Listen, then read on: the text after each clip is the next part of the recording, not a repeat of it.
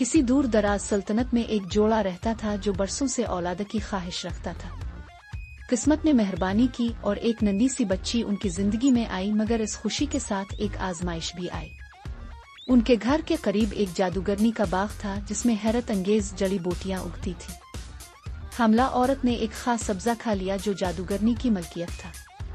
जब ये राज खुला तो जादूगरनी ने बदले में उनकी नौजायदा बेटी ले ली और इसे एक बुलंद उबाला मीनार में कैद कर दिया। ये बच्ची जो अपनी सुनहरी और जादुई बालों की वजह से मुनफरिद थी, रत्नज़ील कहलाई।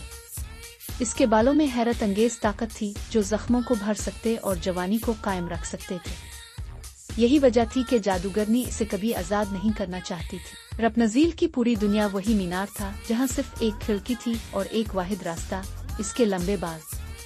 जादूगरनी रोज आकर कहती, रत्नज़ील मेरे सुनहरी बाल नीचे गिरा दो, और यूं वो इसके बालों के जरिए ऊपर चढ़ आती। रत्नज़ील के दिल में हमेशा बाहर जाने की ख्वाहिश थी, लेकिन जादूगरनी ने इसे सिखाया था कि दुनिया एक खतरनाक जगह है और बाहर कदम रखते ही इसे नुकसान पहुंचेगा। एक दिन किस्मत ने एक नया दरवाजा खोला।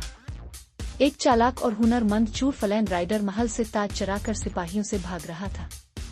इत्तेफाक से वो इसी मीनार तक जा पहुंचा। तजस्सुस में वो ऊपर चढ़ आया, लेकिन जैसे ही रत्नज़ील ने इसे देखा, इसने फौरन इसे अपनी फ्राइंग पैन से जोरदार ज़रब लगा दी। ये इसकी पहली मुलाकात थी किसी अजनबी से। खौफ और हैरानी के बावजूद रत्नज़ील ने एक अनोखा फैसला किया।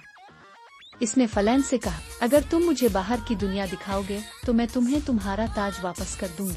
फलैन के पास कोई चारा न था, सो इसने हामी भर ली। ये वो लम्हा था जब रत्नज़ील पहली बार अपने मीनार से बाहर निकली। इसने नर्म घास को अपने नंगे पैरों से महसूस किया, बहते दरिया में अपनी झलक देखी और हर चीज को मुस्कुराहट के साथ महसूस किया। उन दोनों का ये सफर एडवेंचर, मज़ाक और जज्बाती लम्हात से भरा हुआ था। सबसे हुसैन लम्हा वो था जब दोनों ने झील में बैठकर आसमान में उड़ती हुई हजारों लालटेनें देखें।